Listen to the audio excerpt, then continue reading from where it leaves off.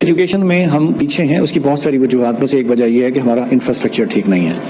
Infrastructure سے مراد سہولیات نہیں ہے. مثال کے طور پہ جتنے پرائیویٹ و گورنمنٹ کے اسکول موجود بھی ہیں اس میں سے 21% اسکول ایسے ہیں جہاں صرف اور صرف ایک ٹیچر ہے.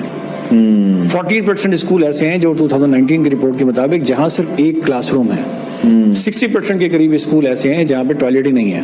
40% اسکول کے قریب ایسے ہیں جہاں پہ پانی ہی نہیں ہے. اس کا مطلب ہے جو بچے اس وقت 40 ملین اسکول میں جا رہے ہیں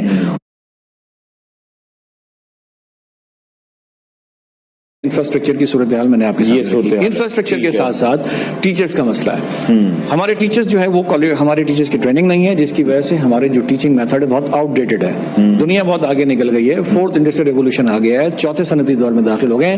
ہمارے اسکولوں کی صورتحال اس وقت ٹیچنگ میتھڈ میں آج سے 300 سال پرانی جو فرسٹ اور سیکنڈ انڈسٹریل ریولوشن کا دور تھا وہی چل رہی ہے. تو اس لیے ہمیں ٹیچرز کی پروفیشنل ٹریننگ پہ بندوبست کرنا چاہیے اور ٹیچنگ میتھڈ کو ٹھیک کرنا چاہیے. اس کے علاوہ آپ دیکھیں کہ لو انرولمنٹ ہے اور ڈراپ آؤٹ ریٹ زیادہ ہے. اس کی وجہ پاورٹی ہے، غربت ہے.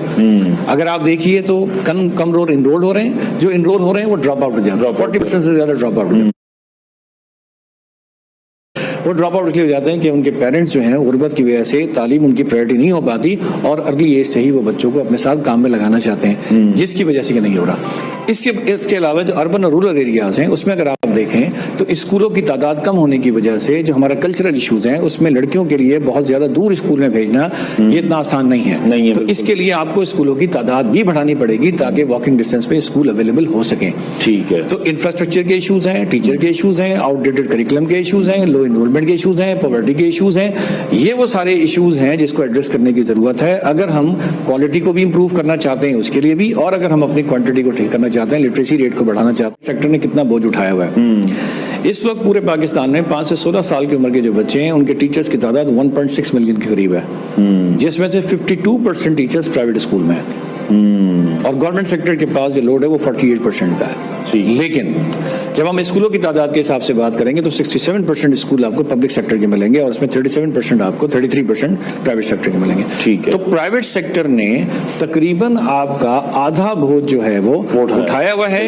وہ اگر نہیں ہوتے تو پھر اس کے نتیجے میں صورتحال بہت ہی خراب ہوتی. تو انہوں نے صرف لٹریسی ریٹ کو بڑھانے میں رول پلے نہیں کیا بلکہ ایک بڑا رول انہوں نے یہ پلے کیا کہ اس کے اندر کوالٹی ایجوکیشن کے معاملات بھی جو ہیں ان سے بہتر وہ بھی ایڈ ہوئے. اس کے بہتر ہونے کی وجوہات کیا ہیں؟ اس کے بہتر ہونے کی وجوہات یہ ہیں کہ پرائیویٹ اسکول میں ٹیچر کی کوالیفیکیشن کم ہونے کے باوجود ایک کمپٹیشن ہونے کی وجہ سے وہاں پہ اکاؤنٹیبلٹی ہے.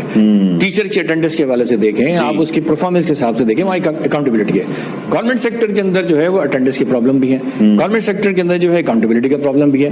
اس وجہ سے پبلک سیکٹر کے اسکول زیادہ ہونے کے باوجود کوالٹی نہیں دے رہے. تو آپ پرائیویٹ سیکٹر کو یہ کہہ سکتے ہیں کہ پاکستان میں یہ دنیا کا شاید واحد ملک ہوگا جس نے ایک بڑی تعداد میں اپنا یہ بوجھ جو ہے وہ گورنمنٹ کے ساتھ